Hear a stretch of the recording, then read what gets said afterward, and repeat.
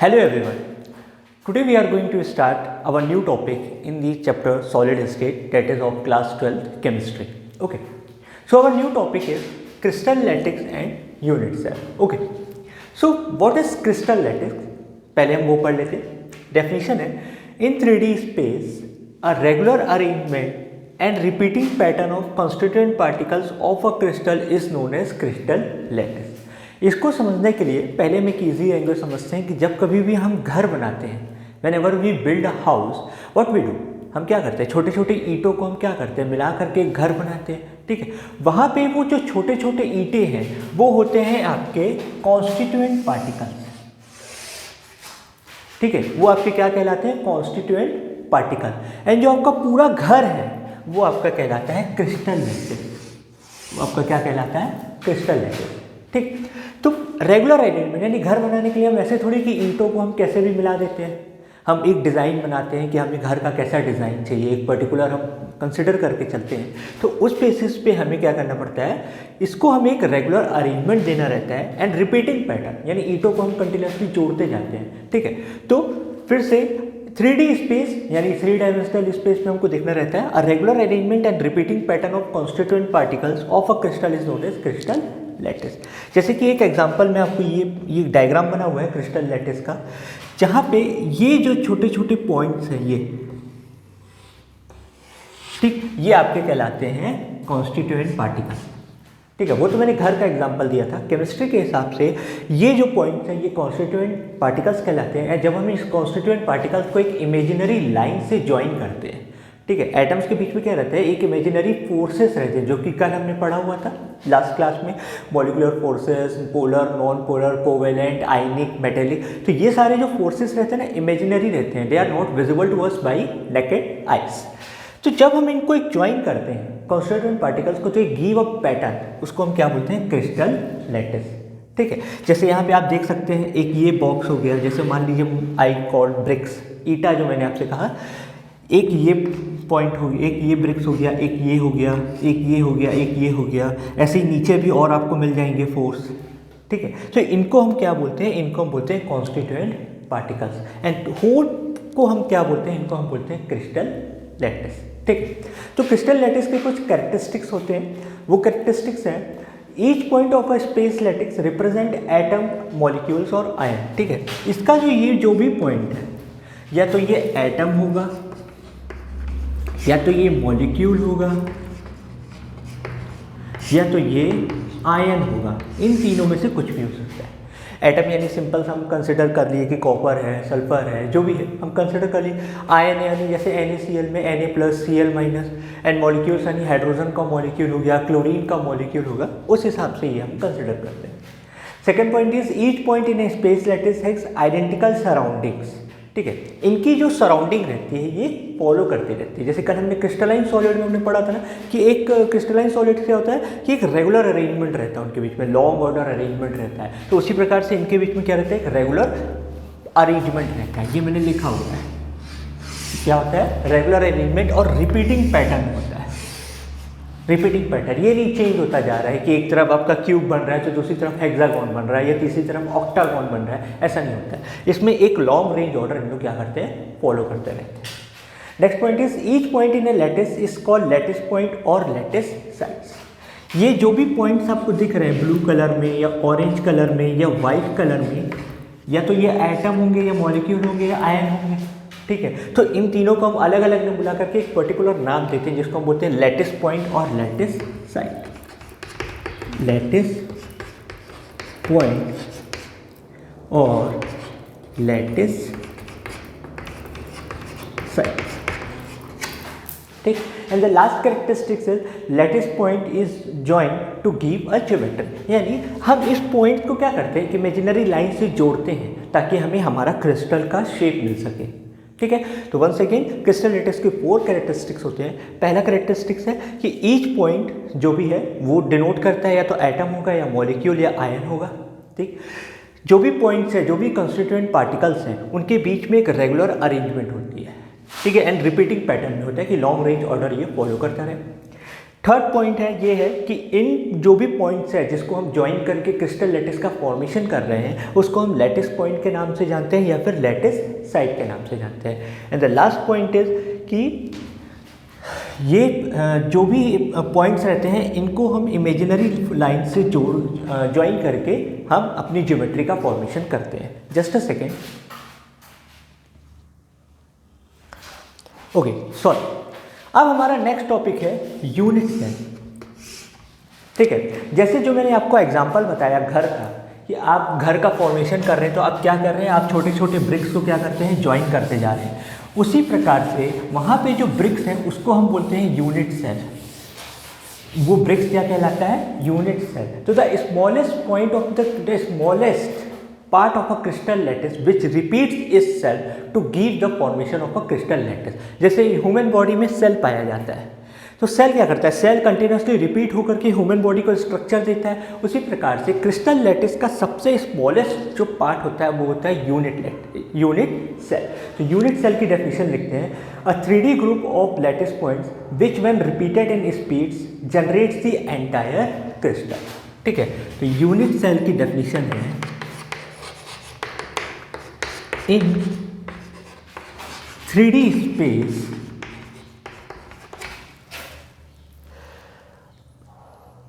or 3D group space, a group of lattice points,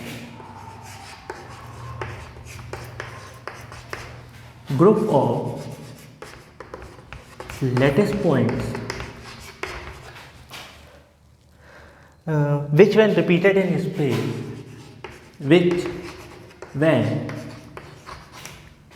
repeated in space to generate the entire crystal, generates the entire crystal।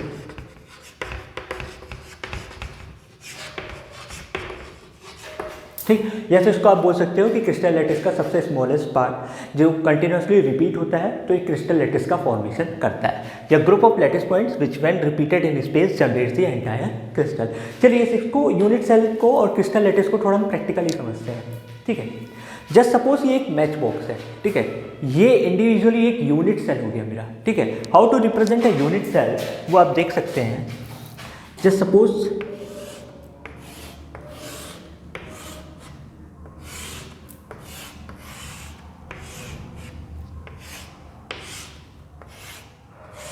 ये एक कहलाता है आपका unit cell. मैंने जो आपको क्रिस्टल लैटिस का डायग्राम बताया था उसमें मैंने दिखाया था आपको छोटे छोटे बॉक्सेस बन करके एक बड़ा सा क्रिस्टल लैटिस बना रहे हैं। अब मैंने यूनिट सेल को इंडिविजुअली बना दिया। ठीक है, ये क्या कहलाता है, यूनिट सेल, एक इंडिविजुअल यूनिट सेल। तो जस्ट सपोज कि मैच बॉक्स क्या एक मेरा यूनिट सेल है। ठीक है, इसके पास बेसिकली आपको जो पढ़ना रहेगा वो क्यूबिकल शेप में पढ़ना रहेगा। मैच बॉक्स जो है वो क्यूबेडल शेप में, तो डोंट गेट कंफ्यूज, इसमें कंफ्यूज नहीं होइएगा। ठीक है, अब अगर मैं ऐसे ही छोटे छोटे मैच बॉक्स को और जोड़ता जाऊं तो वो क्या का फॉर्मेशन देगा मेरे को, क्रिस्टल लैटिस का फॉर्मेशन देगा। जैसे फर्स्ट यूनिट सेल, इसके ऊपर मैंने सेकेंड यूनिट सेल रख दिया। ठीक है, इसके बैक साइड में मैंने एक और यूनिट सेल रख दिया, यहाँ पे भी एक यूनिट सेल रख दिया। ये क्या बन गया, एक छोटा सा पार्ट बन गया। ठीक है, अगेन मैंने इसके साइड में भी एक यूनिट सेल रख दिया। ठीक, मैं आपको ऐसे समझा देता हूँ। फिर अगेन मैंने इसके बगल में भी एक यूनिट सेल रखा, यहाँ पे भी और यहाँ पे भी। ठीक है, जो लास्ट क्रिस्टल लैटिस बना था 8 बॉक्सेस से था, ये भी 8 बॉक्सेस से। यानी जब छोटे छोटे यूनिट सेल्स को मैं मिलाता जा रहा हूँ तो वो क्या बन रहा है, एक प्रॉपर क्रिस्टल लैटिस का फॉर्मेशन दे रहा है। ये तो मैंने एक माइनर एग्जांपल समझाने के लिए छोटा सा लिया था। अब एटम इतने छोटे होते हैं कि इनफाइनाइट यूनिट सेल होंगे उसमें, जिसको आप काउंट भी नहीं कर सकते हो, तो क्रिस्टल लैटिस भी कितना होगा, उतना बड़ा होता जाएगा। So this is the practical example कि आप उसको समझ सकते हैं कि कैसे यूनिट सेल को ज्वाइन करके क्रिस्टल लैटिस का फॉर्मेशन। ठीक, अब यूनिट सेल्स के पास जो होते हैं उसके एजेस एंड एंगल्स होते हैं। ठीक है, जिसके बेसिस पे हमें बहुत कुछ अभी स्टडी करना है। ठीक, तो जैसे इसके पैरामीटर्स होते हैं, इसके पास टोटल 6 पैरामीटर्स होते हैं, 6 पैरामीटर्स यूनिट सेल के पास। ठीक, पहला तो है ABC जो लेंथ बताता है। Length breadth and height, and alpha beta and gamma जो बताता है इनके बीच का एंगल। ठीक है, तो कैसे, थोड़ा इसको समझते हैं। ये वाला जो पॉइंट ये जस्ट सपोज कि ए है, ठीक, A is the length of the unit cell, B जो है वो इसकी ब्रेड्थ है, बी जो है वो ब्रेड्थ है, और सी जो है वो इसका हाइट है। ठीक है, तो ये एक यूनिट सेल के पहले पैरामीटर्स हो गए, लेंथ ब्रेड्थ एंड हाइट। तो length is A, breadth is B and height is C. ठीक है, अब इसको थोड़ा इजी पैटर्न में समझते हैं।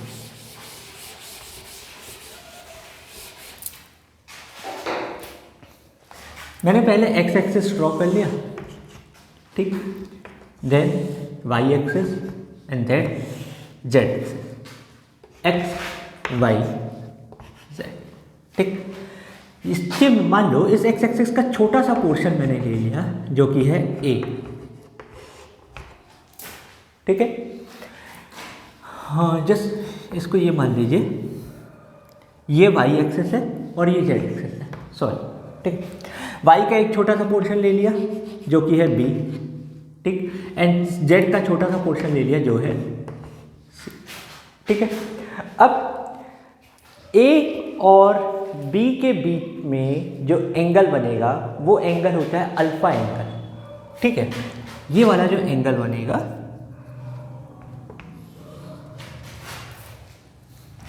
इसके बीच में जो एंगल है उसको हम बोलते हैं अल्फा। ठीक है, उसी प्रकार से बी और सी के बीच में जो एंगल रहेगा वो रहता है बीटा, ये बीटा एंगल, और ये वाला जो एंगल रहेगा ये रहेगा गामा एंगल। ठीक है, तो इसके ये सारे के सारे 6 पैरामीटर्स हो गए। अब इसको एक बार ज्वाइन करके देखते हैं। ओके, एंड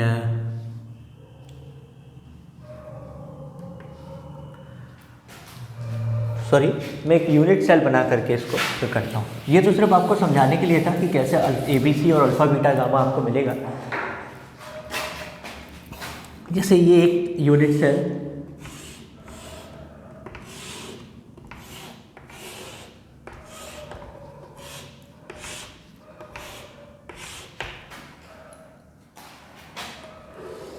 ये एक्स एक्सिस,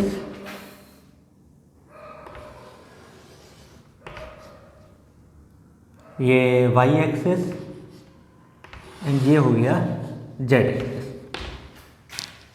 ठीक, तो ये वाला पॉइंट, ये वाला पार्ट क्या हो जाएगा, ए, ये वाला बी और ये वाला सी। ठीक, एंड ए बी के बीच का जो एंगल है वो वाला एंगल हो जाएगा आपका अल्फा एंगल, बी सी के बीच वाला एंगल जो हो जाएगा वो बीटा, और ये वाला जो एंगल हो जाएगा ये वाला हो जाएगा गामा। ठीक, तो ये क्लियर। ओके, अब हमें जो पढ़ना है वो पढ़ना है types of unit cells. Okay, जो यूनिट सेल्स होते हैं वो बेसिकली 4 टाइप्स के होते हैं जो आपको स्टडी करना है, depending upon the position of lattice points और द पोजीशन ऑफ एटम। ठीक है, एक चीज़ आप ध्यान रखिएगा, केमिस्ट्री में एटम को हमेशा स्फेरिकल शेप में ही कंसिडर किया गया है। ठीक है, atom is always consider in the shape of spherical, और कोई शेप उसमें आप कंसिडर नहीं करिएगा। अब आपको पढ़ना है types of unit cells, types of unit cell. पहला जो आता है वो आता है आपका primitive unit cell, primitive unit cell, और जिसको हम बोलते हैं simple cubic unit cell, SCC में लिख देता हूँ। ठीक, अब यूनिट सेल को डिफरेंशिएट किस बेसिस पे किया गया है, वो डिफरेंशिएट किया गया है on the basis of the position of lattice points, और you can call it atom, कि एटम किस किस पॉइंट्स पे प्रेजेंट है। ठीक, जस्ट सपोज कि एक ये यूनिट सेल है। ठीक है, आपको यूनिट सेल क्यूबिकल शेप में कंसिडर करना है। I was having the box in cuboidal shape, तो मैं आपको इसमें समझाता हूँ। जैसे एक यूनिट शेप है, यूनिट सेल है, आप देख सकते हैं ये ए है एंड सॉरी ये ए है, ये बी है एंड ये सी है। इनके बीच में एंगल अल्फा बीटा गामा आप कंसिडर कर सकते हो। ठीक है, अगर एटम, इसके पास टोटल कितने कॉर्नर्स हैं, सबसे पहले हम ये काउंट करते हैं। ठीक है,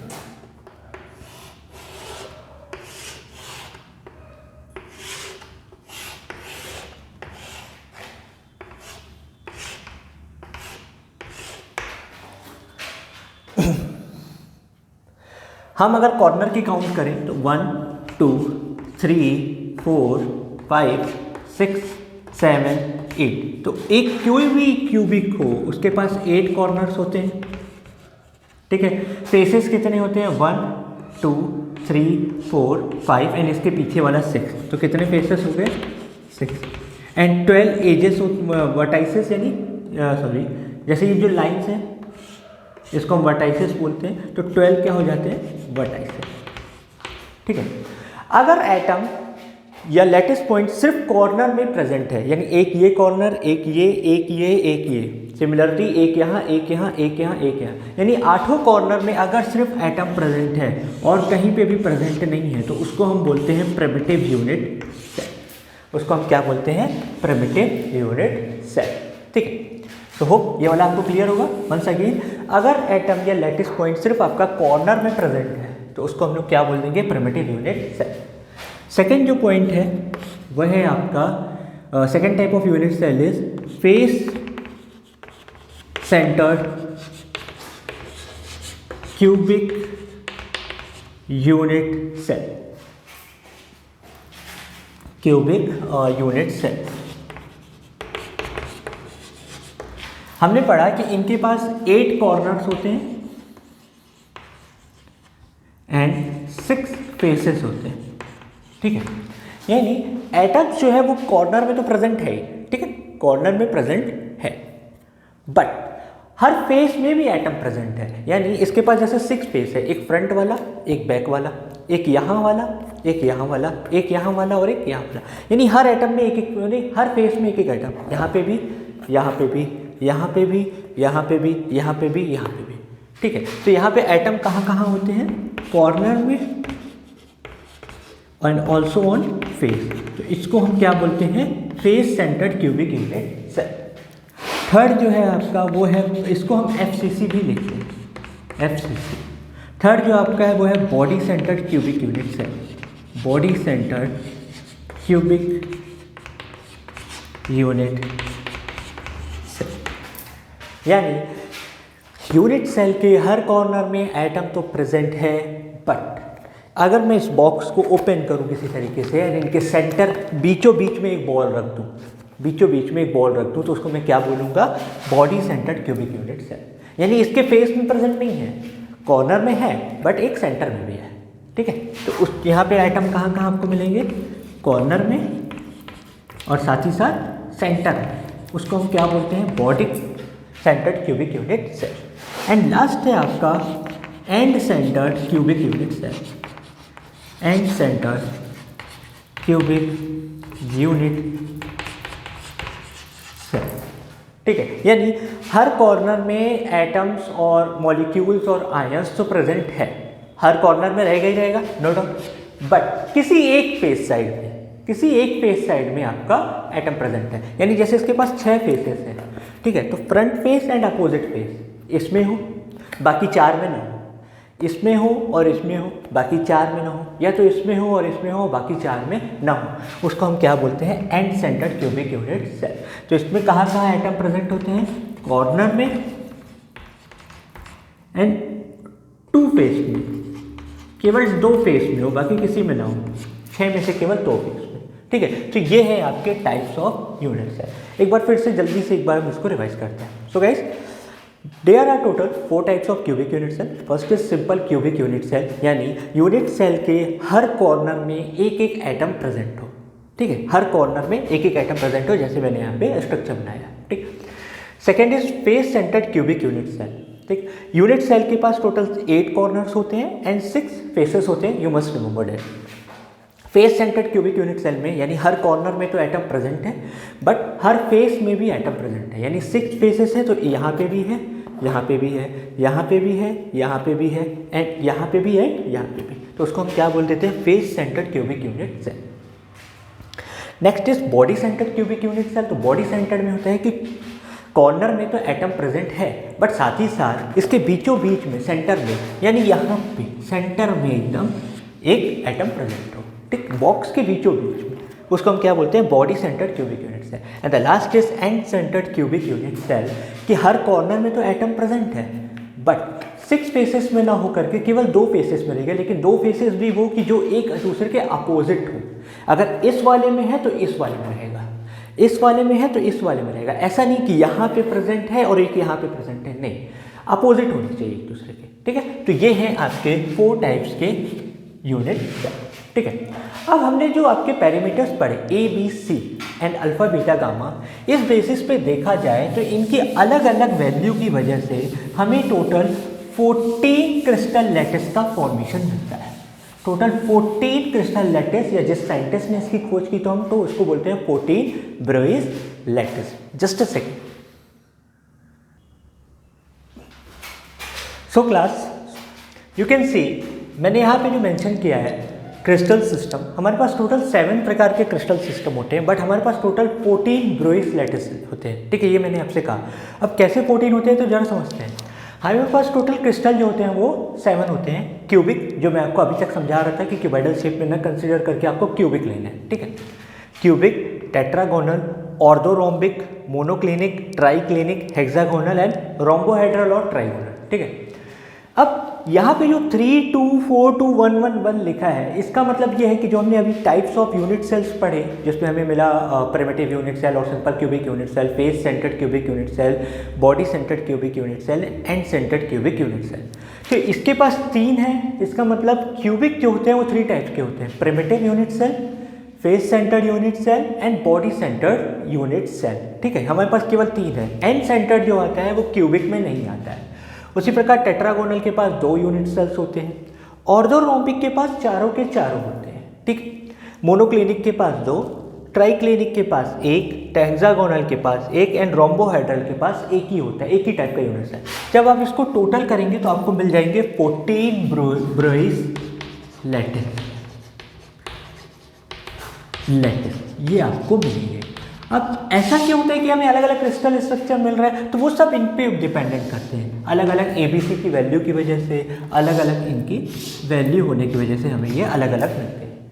ठीक है, जैसे क्यूबिक में हम देखें तो A is equal to B is equal to C, यानी तीनों के तीनों क्या होते हैं, आपस में सेम होते हैं।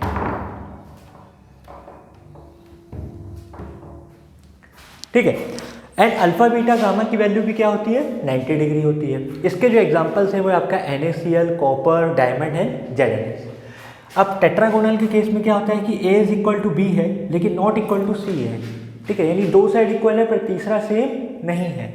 एंड अल्फा बीटा गामा तीनों क्या है, 90 डिग्री है।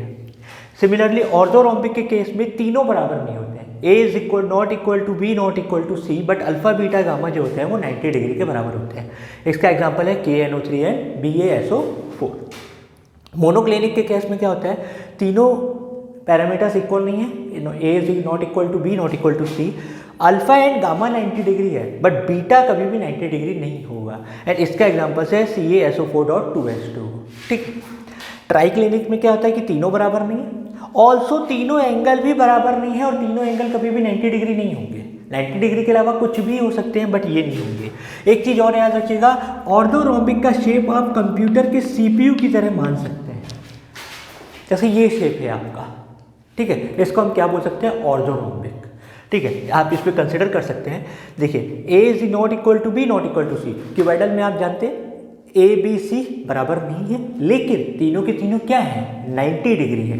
उसको हम क्या बोलते हैं, ऑर्थोरोम्बिक। जो CPU के शेप में you can easily remember and example is KNO3 and BaSO4। But आपके लिए जो प्रेजेंट क्लास में इंपॉर्टेंट है वो ये नहीं है, ये सब एग्जाम में पूछता नहीं है बट बेसिकली कॉम्पिटिशन लेवल में आता है, पूछा जाता है। ट्राइक्लिनिक के केस में बता दिया मैंने आपको। हेक्सागोनल के केस में है A is equal to B है but not equal to C है, जैसे इसमें था।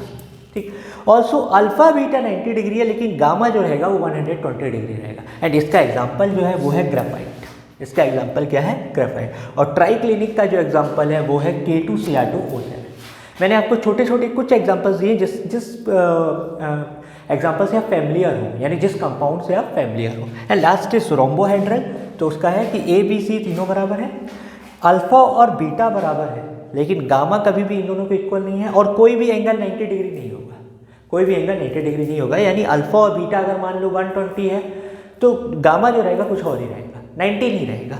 अल्फा और बीटा भी नहीं रहेगी 90। एंड इसका एग्जांपल है HGS। तो ये था आपका ब्रोइस लैटिस जो आपको पढ़ना रहता है 14, ठीक है। हमारा जो नेक्स्ट टॉपिक है वो है कोऑर्डिनेशन नंबर, वो है कोऑर्डिनेशन नंबर, ठीक है। अब इससे पहले एक चीज़ और पढ़ते हैं कि आपका यूनिट लैटिस यूनिट सेल जो है वो बनता कैसे। मैंने तो डायरेक्टली आपको क्या कहा, ये तो मैच बॉक्स है, इस मैच बॉक्स को आप यूनिट सेल मान लो, बट ऐसा नहीं कर सकते ना। यूनिट सेल को समझने के लिए आपको क्या करना रहेगा, एटम को अरेंज करना रहेगा। अब मैंने आपसे ये कहा कि एटम जो होता है वो स्फेरिकल शेप का होता है, यानी टेनिस की बॉल और फुटबॉल और अर्थ शेप, आप किसी और शेप में उसको कंसिडर नहीं करेगा। But sorry, I was not having the ball, so मैंने बॉटल कैप्स का यूज़ करके समझाने की कोशिश की, ठीक है। जैसे ही 4 एटम्स, ठीक है। पहले हम यूनिट सेल का एक डायग्राम बना लेते हैं एंड फिर हम समझते हैं।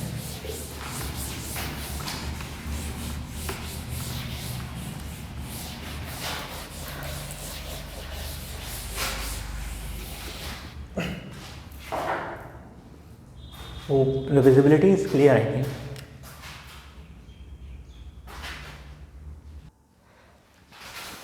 Sorry class, sorry for this visibility reason. I will not take the class on this side. I will carry on this side, ठीक है। तो सबसे पहले मुझे आपको समझाना था कि यूनिट सेल का फॉर्मेशन कैसे होगा, ठीक है। तो जैसे यूनिट सेल का यदि मैं डायग्राम बनाऊँ,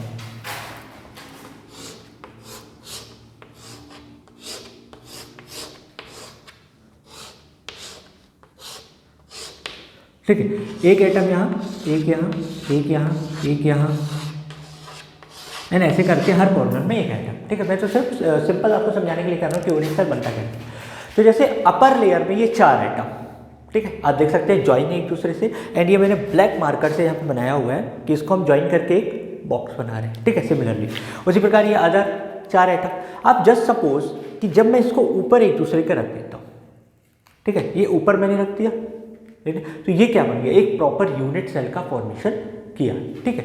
यानी ये 4 एटम और ये 4 एटम, ठीक है। तो ये हम क्या बोलते हैं, इसको यूनिट सेल का फॉर्मेशन होता है। या आप इसको ऐसे भी रख सकते थे या ऐसे अप डाउन में भी, तो ये आपका होता है यूनिट सेल का फॉर्मेशन।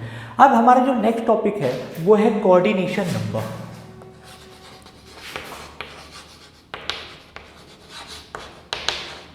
कोऑर्डिनेशन नंबर, ठीक है। कोऑर्डिनेशन नंबर का मतलब होता है कि आपके नियरेस्ट में और कितने नेबरिंग आइटम्स है, या जिसके कांटेक्ट में आप हो, जो आपके टच में है, ठीक है। जैसे जस्ट सपोज कि मैं इसकी बात करूं, इस वाले आइटम की बात करूं, तो इसके कांटेक्ट में ये वाला है और इसके कांटेक्ट में ये है, तो इसका कोऑर्डिनेशन नंबर क्या हो गया, 2 हो गया, ठीक है। अब अगर मान लो मैं इसको नीचे ले आता, ठीक है, ऐसे ले आता, एक साथ ले आता। अब इस वाले की अगर मैं बात करूं, इस वाले आइटम की, ठीक है, इसके कांटेक्ट में एक ये यानी 2, लेकिन इसके कांटेक्ट में ठीक नीचे वाला भी है, तो इसका कोऑर्डिनेशन नंबर क्या हो गया, 3। यानी कोऑर्डिनेशन नंबर की डेफिनेशन होती है कि नियरेस्ट नेबरिंग आइटम्स या नेबरिंग पॉइंट्स कितने हैं जो आपके कांटेक्ट में या टच में है। So the coordination number definition is the number of atoms in A crystal surrounding a particular atom as its nearest neighbor atom in a neighborhood is called its coordination number, कि कितने उसके nearest neighbouring atoms हैं, ठीक है। जैसे कि हम ये पढ़ते हैं कि is NaCl coordination number is 6, ठीक है। NaCl में कोऑर्डिनेशन नंबर जो है वो 6 है। इसका मतलब ये है कि एक Na+ आयन को 6Cl- आयन क्या करते हैं, सराउंड करके रखते हैं। या वाइस वर्सा आप ले सकते हो कि एक Cl- आयन को 6Na+ आयन क्या करते हैं, सराउंड करते हैं, ठीक है। तो इसको हम क्या बोल सकते हैं, कोऑर्डिनेशन नंबर। अब जो हमको केवल क्या पढ़ना है, हमको केवल क्यूबिक क्रिस्टल पढ़ना है, ये चीज़ याद रखिएगा। यानी हमको सिर्फ 3 टाइप्स के यूनिट सेल पढ़ने हैं, simple cubic unit cell, face cubic unit cell and body centred cubic unit cell. यानी हर किसी के जो कोऑर्डिनेशन नंबर होता है वो अलग अलग होता है। जैसे सिंपल क्यूबिक यूनिट सेल में कोऑर्डिनेशन नंबर जो होता है वो होता है 6, ठीक। Body centred cubic unit cell में कोऑर्डिनेशन नंबर जो होता है वो होता है 8, एंड फेस क्यूबिक सेंटर्ड में कोऑर्डिनेशन नंबर जो होता है 12 होता है। यानी एक एटम को 12 अदर एटम्स क्या करके रखते हैं, सराउंड करके रखते हैं। एक एटम को 8 अदर दूसरे पॉइंट्स या आयन्स या मॉलिक्यूल्स क्या करते हैं, सराउंड करके रखते हैं। Similarly simple cubic unit cell का भी केस यही है। लेकिन एक चीज़ याद रखिएगा, ये नहीं कि NaCl का कोऑर्डिनेशन नंबर 6 है तो इसका ये जो शेप होगा वो होगा सिंपल क्यूबिक यूनिट सेल, ऐसा ज़रूरी नहीं है। ठीक है, क्यों? क्योंकि Na+ का जो अगर 6 है तो, लेकिन NaCl जो है वो बनाता है F6, ठीक है, वो सिंपल क्यूबिक यूनिट सेल नहीं बनाता है। ठीक, हम इसका स्ट्रक्चर पढ़ते हैं कि NaCl का स्ट्रक्चर बनाना कैसे है, हाउ डू यू अंडरस्टैंड कि कैसे ये 6 रहते हैं। ठीक है, वो आपको समझना पड़ेगा कि कैसे इसका सिंपल क्यूबिक यूनिट सेल में 6 रहते हैं। कि सर ने कह दिया कि 6 है तो मान लिया 6 है, let us draw a diagram regarding this. ठीक है, एंड एक और टॉपिक है, उसके बाद हम इसको बनाते हैं। एक टॉपिक है आपका रेडियस रेशियो। तो होप कोऑर्डिनेशन नंबर आपको क्लियर होगा।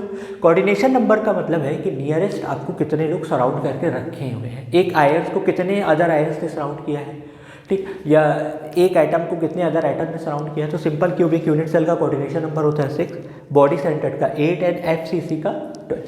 ठीक है, नेक्स्ट जो आपका टॉपिक है वो है रेडियस रेशियो। रेडियस रेशियो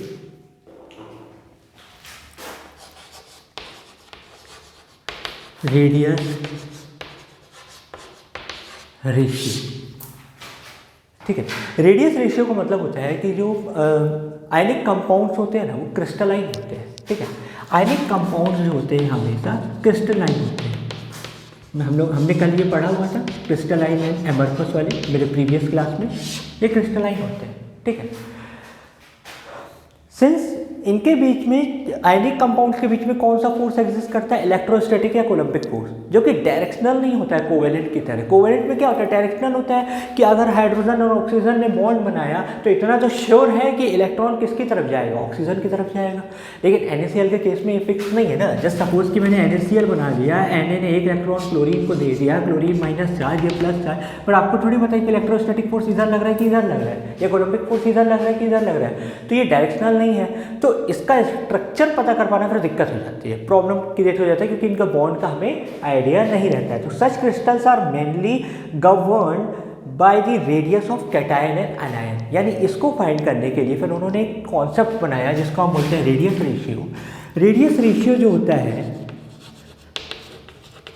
वो होता है radius of cation divided by radius of anion.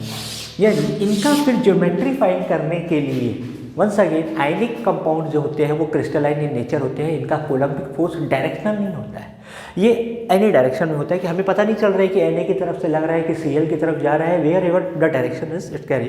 तो it is very difficult to identify the crystal, और इसका शेप बता पाना बहुत मुश्किल होता है। तो फिर उसको फाइंड करने के लिए उन्होंने कहा कि ज्योमेट्री फाइंड करने के लिए हम रेडियस ऑफ कैटायन और रेडियस ऑफ एनायन का इस्तेमाल करेंगे, जो कि उन्होंने इस तरीके से यूज़ किया कि radius ratio is equal to radius of cation upon radius of anion. ठीक है, अब जब इसके अलग अलग वैल्यू पर उन्होंने क्या किया, ये फाइंड करने की कोशिश की कि कैसे रहता है, जैसे R+ डिवाइडेड बाय R-।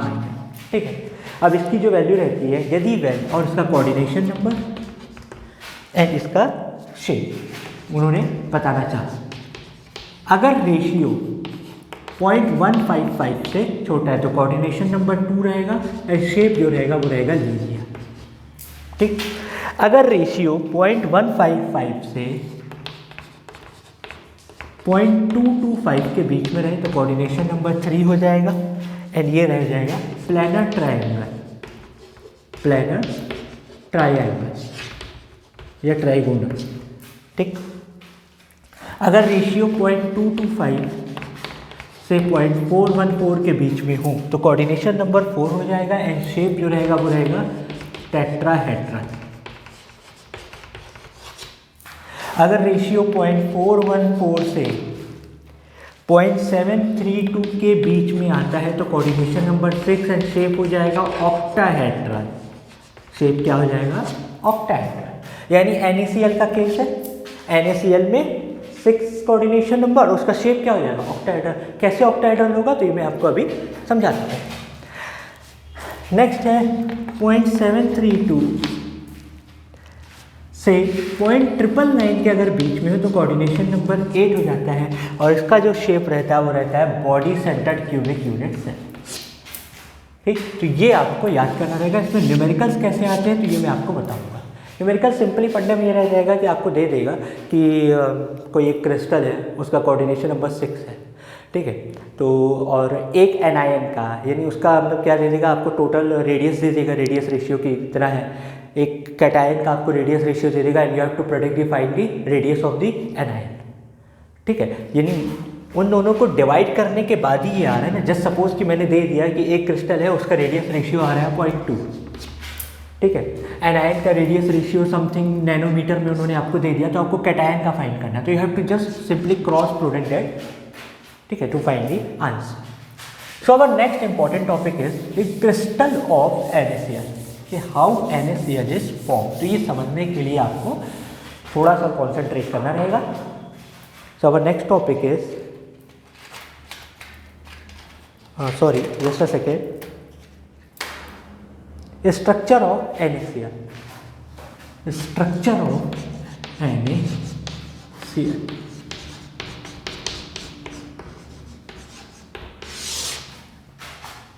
ठीक है, अब इसको बनाने के लिए थोड़ा सा ध्यान रखिएगा।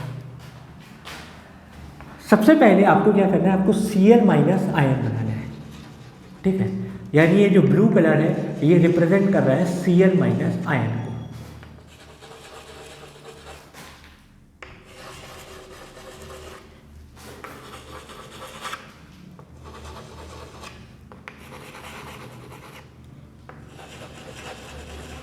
एंड इनको मैं ज्वाइन करता हूँ वाइट लाइन से, ठीक है।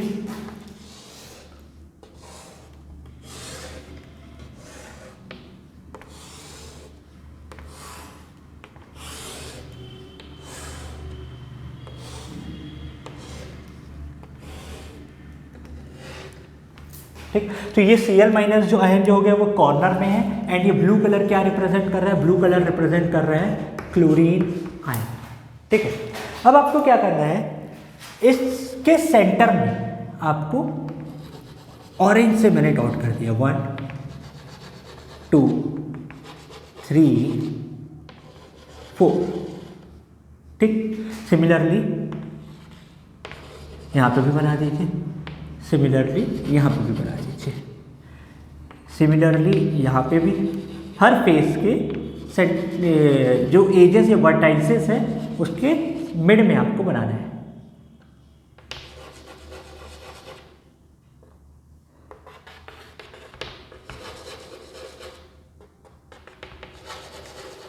ठीक। एंड ये ऑरेंज क्या डिनोट कर रहा है, ऑरेंज डिनोट कर रहा है Na प्लस आयन, ठीक है। इनको भी व्हाइट लाइन से ज्वाइन करवा लेते हैं।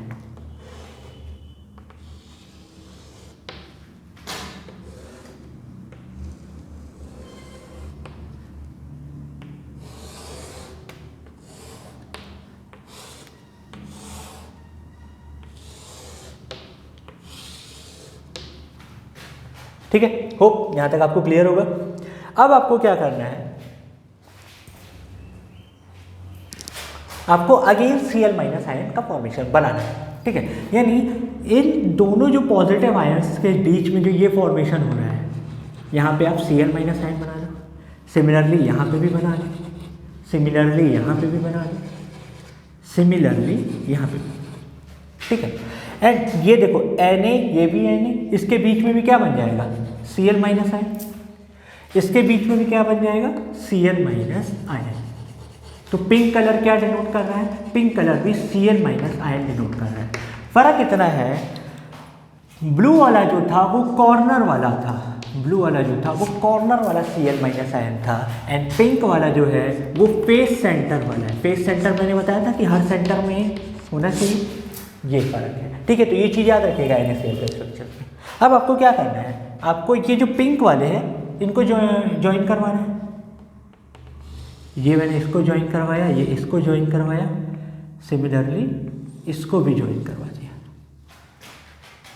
ठीक है। अब देखिए यहाँ पे बीचों बीच में भी एक पॉइंट बन रहा है, ये वाला पॉइंट जो ऑरेंज बनाया मैंने, ऑरेंज का मतलब क्या है, Na प्लस, तो ये क्या बन गया, Na प्लस। अब आप देख सकते हैं कि एक सोडियम आयन जो सेंटर वाला है, मैं इसको ले रहा हूँ क्योंकि ये तो मैंने एक छोटा सा क्रिस्टल लैटिस बनाया जिसमें 8 बॉक्सेस हैं, वहाँ तो इनफाइनाइट है। ये वाला जो Na प्लस है ये कितने क्लोरीन आयन के साथ सराउंडेड है, ये 1, ये 2, ये 3, ये 4, ये 5, ये 6। वंस अगेन ये वाला जो Na है कितने के साथ सराउंडेड है, ये first chlorine, second chlorine, third, fourth, fifth, sixth. इसलिए Na+ का जो कोऑर्डिनेशन नंबर होता है, यानी NaCl में जो कोऑर्डिनेशन नंबर है वो होता है 6, यानी एक Na+ आयन 6Cl- आयन से क्या है, सराउंडेड है। अब बारी आती है ऑक्टाहेड्रल। क्यों कहते हैं 6 कोऑर्डिनेशन नंबर वाले को? ऑक्टाहेड्रल का मतलब कितने साइड्स होने चाहिए?